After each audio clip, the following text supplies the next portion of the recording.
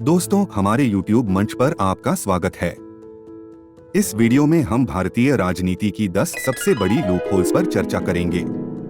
राजनीति के क्रिमिनलाइजेशन से लेकर वेल्थ तक, चुनावी सुधारों से लेकर राजनीतिक दलों की फंडिंग तक, इन लूपहोल्स का लोकतंत्र पर दूरगामी प्रभाव पड़ता है। आज हम राजनीति के criminalisation, financial influence, electoral reform, funding of political parties और भारतीय राजनीति में अन्य महत्वपूर्ण लूपहोल्स पर ध्यान केंद्रित करेंगे। हमारे साथ जुड़े रहे क्योंकि हम इन मुद्दों का गहराई से विश्लेषण करेंगे और उन इम्पोर्टेंट एरियाज पर प्रकाश डालेंगे जिन पर एक हेल्थी पॉलिटिकल सिस्टम के लिए ध्यान देने की आवश्यकता है। Part 1, criminalisation of politics and money power. भारतीय राजनीति में सिग्निफिकेंट चैलेंजेस में से एक है criminalisation of politics and influence of money. ये दोनों मुद्दे अक्सर साथ साथ चलते हैं, जो लोकतांत्रिक प्रक्रिया और पॉलिटिकल इंस्टीट्यूशंस में जनता के विश्वास के क्षरण में योगदान करते हैं। क्रिमिनलाइजेशन ऑफ पॉलिटिक्स का तात्पर्य राजनीतिक क्षेत्र में आपराधिक पृष्ठभूमि वाले व्यक्तियों की भागीदारी से है। सीरियस क्रिमिनल चार्जेस का सामना करने के बावजूद कुछ राजनेता सत्ता और प्रभाव की पोजीशन सिक्योर करने में कामयाब होते हैं। इस घटना को मेनी फैक्टर्स के लिए जिम्मेदार ठहराया जा सकता है, जिनमें weak party screening processes, opportunistic coalitions and a slow judicial system शामिल हैं। पॉलिटिकल पार्टीज चुनावी जीत की चाह में कभी कभी क्रिमिनल बैकग्राउंड कैंडिडेट्स को मैदान में उतारते हैं, जो पार्टी के लिए सपोर्ट जुटा सकते हैं या फाइनेंशियल रिसोर्सेज प्रदान कर सकते हैं। ऐसे उम्मीदवार अक्सर अपने पर्सनल इंटरेस्ट्स को आगे बढ़ाने या लीगल कॉन्सिक्वेंसेस से खुद को बचाने के लिए अपने पॉलिटिकल पोजीशंस का दुरुपयोग करते हैं। यह integrity and credibility of the political system को कमजोर करता है और लोगों के रिप्रेजेंटेशन ऑफ इंटरेस्ट से समझौता करता है। फाइनेंशियल वेल्थ भारतीय राजनीति को परेशान करने वाला एक और महत्वपूर्ण मुद्दा है। भारत में चुनाव एक्सपेंसिव मैटर है। उम्मीदवारों और पार्टियों को प्रचार, विज्ञापन और मतदाताओं को संगठित करने के लिए सिग्निफिकेंट फाइनेंशियल रिसोर्सेज की आवश्यकता होती है। कैंपेन फिनांस लॉज की खामियां और limited transparency misuse of money की अनुमति देती है, जिसमें use of unaccounted money, legal donations and vote खरीदना शामिल है। Politicians, businessman and the criminal underworld के बीच सांठगांठ अक्सर corruption and loss of public trust का कारण बनती है। इन्फ्लुएंस ऑफ मनी पावर राजनीतिक निर्णयों को वेल्थी इंडिविजुअल्स एंड कॉरपोरेशंस के फेवर में झुका सकता है, जिससे principles of equality and fairness in governance कमजोर हो सकते हैं। यह एक अनइवन प्लेइंग फील्ड भी बनाता है, जहां ह्यूज फाइनेंशियल रिसोर्सेज तक पहुंच वाले उम्मीदवारों को दूसरों पर एक स्पेसिफिक बेनिफिट्स होता है। इन मुद्दों के समाधान हेतु प्रयास किए गए हैं। उदाहरण के लिए, भारत के सर्वोच्च न्यायालय ने क्रिमिनलाइजेशन ऑफ पॉलिटिक्स को रोकने के लिए महत्वपूर्ण कदम उठाए हैं। 2002 में यह अनिवार्य कर दिया गया कि उम्मीदवार नामांकन पत्र दाखिल करते समय अपने criminal record, assets and liabilities का खुलासा करें। हालांकि इन उपायों का प्रभाव सीमित है और राजनीतिक दलों के भीतर स्क्रीनिंग प्रक्रियाओं को मजबूत करने और निर्वाचित प्रतिनिधियों की जवाबदेही बढ़ाने के लिए और सुधारों की आवश्यकता है। इसी तरह इफेक्ट ऑफ मनी को कम करने के लिए campaign finance reform and political funding में पारदर्शिता बढ़ाना आवश्यक है। सख्त नियम, स्वतंत्र निगरानी एजेंसियां और अधिक मजबूत एनफोर्समेंट टेक्निक्स यह सुनिश्चित करने में मदद कर सकते हैं कि चुनाव स्वतंत्र और निष्पक्ष हों और चुने हुए प्रतिनिधि वास्तव में लोगों की इच्छा का प्रतिनिधित्व करते हैं। Criminalisation of politics and influence of money power को संबोधित करने के लिए legal reforms, political will and citizen participation को शामिल करते हुए एक कॉम्प्रिहेंसिव परसेप्शन की आवश्यकता है। Civil society organisations, media and citizen self clean politics की वकालत करने, नैतिक आचरण को बढ़ावा देने और पॉलिटिकल लीडर्स से जवाबदेही की मांग करने में इम्पोर्टेंट रोल निभाते हैं। केवल कलेक्टिव एफर्ट्स से ही भारत अपनी डेमोक्रेटिक प्रोसेसेस को मजबूत कर सकता है और राजनीति में जनता का विश्वास बहाल कर सकता है। Part 2, electoral reform and political party funding. Bharat में इलेक्टोरल सिस्टम की अक्सर कई लूपहोल्स के लिए आलोचना की जाती है, जिसमें वोट खरीदना, बूथ कैप्चरिंग और मतदाता सूची में हेरफेर शामिल है। ये मुद्दे इंटेग्रिटी ऑफ इलेक्शंस को कमजोर करते हैं और डेमोक्रेटिक प्रोसेस की निष्पक्षता के बारे में चिंताएं बढ़ाते हैं। वोट खरीदना, जिसे वोट के बदले नकद की प्रथा के रूप में भी जाना जाता है, चुनावों के दौरान एक महत्वपूर्ण चुनौती है। उम्मीदवार या उनके समर्थक मतदाताओं को उनके समर्थन के बदले में मनी, गुड्स और या मदद ऑफर करते हैं। यह प्रथा न केवल theory of free and fair elections से समझौता करती है, बल्कि suggested alternatives and similar representations के लोकतांत्रिक मूल्यों को भी कमजोर करती है। Security of the democratic process के लिए वोट खरीदारी पर अंकुश लगाने के लिए इफेक्टिव सॉल्यूशन लागू करना महत्वपूर्ण है।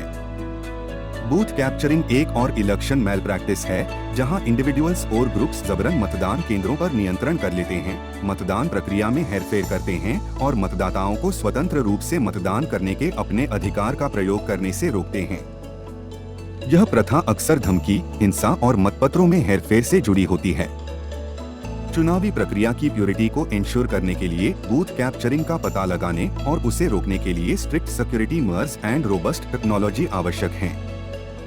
मतदाता सूची में हेरफेर एक और चुनौती है।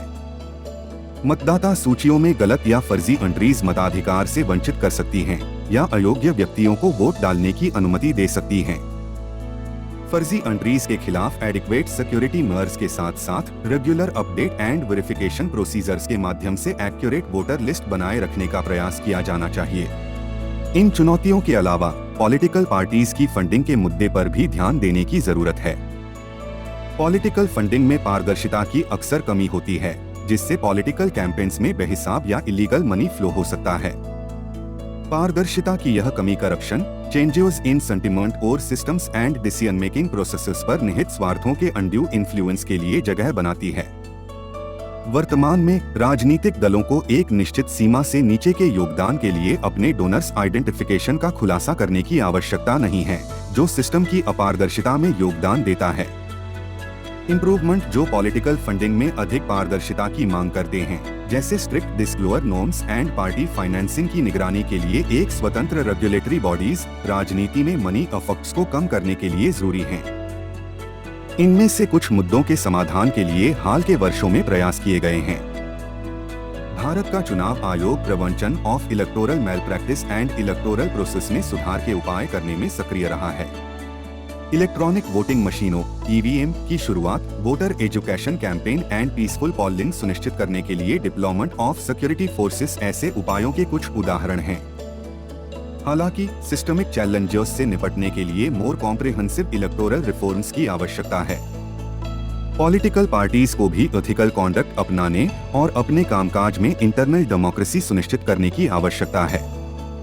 पार्टियों को फेयर कैंडिडेट सिलेक्शन के लिए तंत्र स्थापित करना चाहिए, partnerships with women and marginalised groups को बढ़ावा देना चाहिए और अपनी संरचनाओं के भीतर ट्रांसपेरेंसी एंड अकाउंटेबिलिटी को बढ़ावा देना चाहिए। अंततः transparent and accountable party funding के साथ एक मजबूत और इंक्लूसिव इलेक्टोरल सिस्टम भारत में लोकतंत्र को मजबूत करने के लिए महत्वपूर्ण है। इम्प्रूवमेंट्स का उद्देश्य integrity and credibility of elections को बढ़ाना, protection of voters rights and equal opportunity for all candidates को बढ़ावा देना होना चाहिए। Part 3, abuse of power and communal politics. सत्ता का दुरुपयोग और सांप्रदायिक राजनीति का प्रचलन दो एडिशनल लूपहोल्स हैं जो इंडियन पॉलिटिक्स को प्रभावित करती हैं और social divisions and political instability में योगदान करती हैं। सत्ता का दुरुपयोग ऐसे उदाहरणों को संदर्भित करता है जहां राजनेता अपने पर्सनल और पार्टी इंटरेस्ट्स को आगे बढ़ाने के लिए अपने अधिकार के पदों का दुरुपयोग करते हैं, अक्सर ब्रॉडर पब्लिक गुड की कीमत पर। यह विभिन्न रूपों में रिवेड हो सकता है, जैसे नौकरशाही, न्यायपालिका या लॉ एनफोर्समेंट एजेंसीज पर अनड्यू इन्फ्लुएंस डालना। जब राजनेता इन संस्थानों में हस्तक्षेप करते हैं तो यह उनकी स्वतंत्रता से समझौता करता है और खुलती डेमोक्रेसी के लिए एसेंशियल चेक्स एंड बैलेंसेस को कमजोर करता है। जो पॉलिटिकल लीडर अपनी शक्ति का दुरुपयोग करते हैं, वे प्रशासन के कामकाज में हेरफेर या हस्तक्षेप कर सकते हैं, भ्रष्टाचार के मामलों की जांच में बाधा डाल सकते हैं या अपने सहयोगियों को बेनिफिट्स पहुंचाने के लिए एथिकल डिसीजंस में हेरफेर कर सकते हैं। इस तरह की कार्रवाइयां जनता के विश्वास को खत्म करती हैं, कल्चर ऑफ इम्प्यूनिटी को कायम रखती हैं और इफेक्टिव गवर्नेंस में बाधा डालती हैं। धार्मिक, जाति या एथनिक आइडेंटिटी पर आधारित सांप्रदायिक राजनीति भारतीय राजनीति में एक और महत्वपूर्ण खामी है। राजनीतिक दल अक्सर अपने वोट बैंक को मजबूत करने या पोलराइजेशन ऑफ कम्युनिटीज करके समर्थन हासिल करने के लिए सोशल फॉल्ट लाइंस का फायदा उठाते हैं। इस प्रकार की राजनीति से कुछ समूहों को हाशिए पर धकेला जा सकता है और भेदभाव किया जा सकता है, सामाजिक विभाजन गहरा हो सकता है और इंक्लूसिव एंड हार्मोनियस गवर्नेंस की खोज में बाधा उत्पन्न हो सकती है। सांप्रदायिक राजनीति में अक्सर भड़काऊ बयान देना, हिंसा भड़काना या भेदभावपूर्ण नीतियों को बढ़ावा देना शामिल होता है। इस तरह की रणनीति न केवल सामाजिक एकजुटता को नुकसान पहुंचाती है, बल्कि महत्वपूर्ण मुद्दों से ध्यान भी भटकाती है और आर्थिक विकास, शिक्षा और स्वास्थ्य सेवा जैसे क्षेत्रों में प्रगति में बाधा डालती है। Inclusivity, secularism and welfare of all citizens पर ध्यान केंद्रित करने वाली राजनीति को बढ़ावा देना महत्वपूर्ण है, चाहे उनकी पृष्ठभूमि कुछ भी हो। सत्ता के दुरुपयोग को एड्रेस करने के लिए judiciary, bureaucracy and law enforcement agencies जैसी संस्थाओं की स्वायत्तता और स्वतंत्रता को मजबूत करने की आवश्यकता है। उनकी फेयरनेस की रक्षा करने और उन्हें राजनीतिक हस्तक्षेप से बचाने के उपाय आवश्यक हैं। भ्रष्टाचार के मामलों की जांच के लिए ट्रांसपेरेंट एंड एफिशिएंट सिस्टम्स सहित राजनेताओं को अकाउंटेबल बनाने के लिए सिस्टम को मजबूत करना भी आवश्यक है। सांप्रदायिक राजनीति से निपटने के लिए प्रयासों को इंटर कम्युनिटी डायलॉग को बढ़ावा देने, विविधता के लिए टॉलरेंस एंड रिस्पेक्ट को बढ़ावा देने और पॉलिटिकल लीडर्स को सभी नागरिकों के कल्याण को प्राथमिकता देने के लिए प्रोत्साहित करने पर ध्यान केंद्रित करना चाहिए। नागरिक शिक्षा, जन जागरूकता अभियान और कानूनी ढांचे जो नफरत फैलाने वाले भाषण और हिंसा के लिए उकसाने वालों को दंडित करते हैं, इंक्लूसिव पॉलिटिक्स के लिए अनुकूल माहौल बनाने में मदद कर सकते हैं। Civil society organisations, media and citizen self government के दुरुपयोग और सांप्रदायिक राजनीति की घटनाओं की निगरानी और उन्हें उजागर करने में इम्पोर्टेंट रोल निभाते हैं। More inclusive and responsible political culture को बढ़ावा देने के लिए active partnership, accountability of politicians and transparency and ethical conduct की मांग करना महत्वपूर्ण है। Part 4, intra party democracy and legislative ethics. भारतीय राजनीति में दो अन्य महत्वपूर्ण खामियां हैं: internal party democracy that lower and legislative bodies के भीतर सांसदों के सामने आने वाली नैतिक चुनौतियां। इनर पार्टी डेमोक्रेसी का तात्पर्य democratic functioning with in self political parties से है। दुर्भाग्य से भारत में कई पार्टियों में transparent and participatory decision making processes का अभाव है। सत्ता अक्सर कुछ इंडिविजुअल्स और फैमिलीज के हाथों में केंद्रित होती है, जिससे प्रतिभाशाली और योग्य व्यक्तियों के लिए पार्टी रैंक में आगे बढ़ने के अवसर सीमित हो जाते हैं।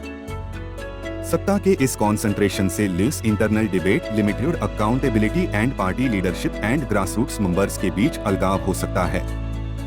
आंतरिक पार्टी लोकतंत्र को मजबूत करने में उम्मीदवार चयन के लिए ट्रांसपेरेंट एंड फेयर प्रोसीजर्स को बढ़ावा देना, निर्णय लेने में सदस्यों की सार्थक भागीदारी को फैसिलिटेटिंग पार्टी स्ट्रक्चर्स के भीतर विविध दृष्टिकोणों को शामिल करने को प्रोत्साहित करना शामिल है। प्रतिभाशाली व्यक्तियों के लिए भाईभतीजावाद के बजाय योग्यता के आधार पर आगे बढ़ने के रास्ते खोलना राजनीतिक दलों को रिवाइव एंड इंश्योर करने के लिए महत्वपूर्ण है कि वे वास्तव में लोगों की आकांक्षाओं का प्रतिनिधित्व करते हैं। लेजिस्लेटिव एथिक्स भारतीय राजनीति में चिंता का एक अन्य क्षेत्र है। भ्रष्टाचार, conflict of interest and bribery जैसे अनैतिक व्यवहार में एंगेज्ड एमपीज के मामले सार्वजनिक जांच का विषय रहे हैं। ये अनैतिक प्रथाएं राजनीतिक व्यवस्था में जनता के विश्वास को कम करती हैं और कानून की अखंडता से समझौता करती हैं। आचार संहिता सहित मजबूत लेजिस्लेटिव एथिक्स फ्रेमवर्क लॉमेकर्स के व्यवहार को निर्देशित करने और यह सुनिश्चित करने के लिए आवश्यक हैं कि वे उन लोगों के सर्वोत्तम हित में कार्य करें जिनका वे प्रतिनिधित्व करते हैं। इफेक्टिव एनफोर्समेंट टेक्निक्स, जैसे कि एक independent ethics committee allegations of misconduct की जांच कर सकती है और यदि आवश्यक हो तो प्रतिबंधों सहित उचित कार्रवाई की सिफारिश कर सकती है। कानून निर्माताओं के फाइनेंशियल डिस्क्लोजर्स में पारदर्शिता से पोटेंशियल कॉन्फ्लिक्ट ऑफ इंटरेस्ट की पहचान करने में भी मदद मिल सकती है। इसके अलावा इंटेग्रिटी एंड एथिकल कॉन्डक्ट की संस्कृति को बढ़ावा देने के लिए एक व्यापक दृष्टिकोण की आवश्यकता होती है, जिसमें एथिकल नॉर्म्स पर कानून निर्माताओं को प्रशिक्षण देना, भ्रष्टाचार विरोधी उपायों को मजबूत करना और accountability and transparency with in legislative bodies की संस्कृति को बढ़ावा देना शामिल है। हालांकि इन मुद्दों के समाधान के लिए कुछ कदम उठाए गए हैं, जैसे आचार संहिता और एथिक्स कमिटीज की शुरुआत, इन strengthening techniques and law makers के बीच नैतिक जिम्मेदारी की भावना पैदा करने के लिए निरंतर प्रयासों की आवश्यकता है। Part 5, transfers and acquisitions and regulatory takeovers. दलबदल और खरीद फरोख्त ऐसी खामियां हैं जो पॉलिटिकल इंस्टेबिलिटी में योगदान करती हैं और भारत में डेमोक्रेटिक प्रोसेस को कमजोर करती हैं। दलबदल से तात्पर्य सांसदों द्वारा फॉर पर्सनल गेन के लिए राजनीतिक दलों को बदलने से है, जिससे अक्सर पॉलिटिकल इंस्टेबिलिटी होती है, गठबंधन बदलते हैं और अवसरवादी गठबंधन बनते हैं। यह प्रथा मतदाताओं द्वारा दिए गए जनादेश को कमजोर कर सकती है और राजनेताओं द्वारा लोगों के कल्याण पर पर्सनल इंटरेस्ट्स को प्राथमिकता देने की धारणा पैदा कर सकती है। ऐसी प्रथाओं को रोकने के लिए भारत में दलबदल विरोधी कानून पेश किए गए थे, लेकिन ऐसे उदाहरण हैं जहां कानून में खामियों का फायदा उठाया गया है। दलबदल विरोधी कानूनों को मजबूत करना और उनका इफेक्टिव इम्प्लीमेंटेशन सरकारों की स्थिरता बनाए रखने और लोकतांत्रिक ताने बाने को मजबूत करने के लिए महत्वपूर्ण है। भारतीय राजनीति में रेगुलेटरी कब्जा एक और चिंता का विषय है। अकाउंटेबिलिटी, ट्रांसपेरेंसी एंड लॉ का शासन सुनिश्चित करने वाली रेगुलेटरी बॉडीज एंड इंस्टीट्यूशंस कभी-कभी पॉलिटिकल इंटरेस्ट्स द्वारा कब्जा किए जाने के लिए ओवर सेंसिटिव हो सकती हैं।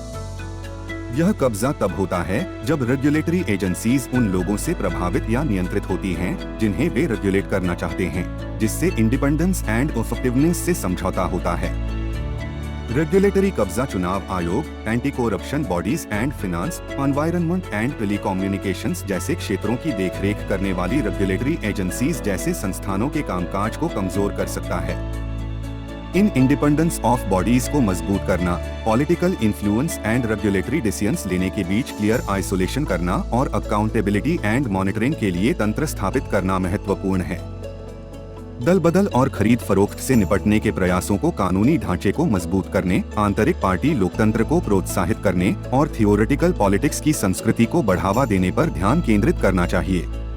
इसी तरह रेगुलेटरी कैप्चर को कम करने के लिए एक्सटेंसिव इम्प्रूवमेंट्स की आवश्यकता है, जिसमें transparent appointment processes, undue political influence के खिलाफ सुरक्षा उपाय और रेगुलेटरी एजेंसीज को जवाबदेह रखने के लिए तंत्र शामिल हैं। कुल मिलाकर भारतीय राजनीति में इन खामियों को दूर करने के लिए legal reforms, political will and active citizen participation को शामिल करते हुए एक मल्टीडिमेंशनल अप्रोच की आवश्यकता है। लोकतांत्रिक संस्थानों को मजबूत करने, पारदर्शिता और जवाबदेही को बढ़ावा देने और यह सुनिश्चित करने के लिए सामूहिक प्रयास आवश्यक है कि राजनीति देश और उसके नागरिकों के सर्वोत्तम हितों की सेवा करे।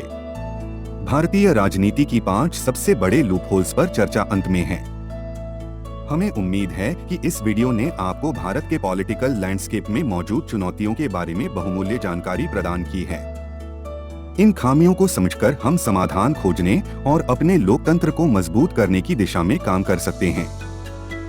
डेमोक्रेटिक प्रोसेसेस में सक्रिय रूप से भाग लेना याद रखें। साथ मिलकर हम सकारात्मक बदलाव ला सकते हैं और more transparent, accountable and inclusive political system बना सकते हैं। यदि आपको यह वीडियो जानकारीपूर्ण लगा तो इसे लाइक करना और दूसरों के साथ साझा करना न भूलें। और विभिन्न विषयों पर थॉट प्रोवोकिंग कंटेंट के लिए हमारे चैनल को सब्सक्राइब करें। हमें देखने के लिए धन्यवाद। हम आपको अगले वीडियो में फिर मिलेंगे।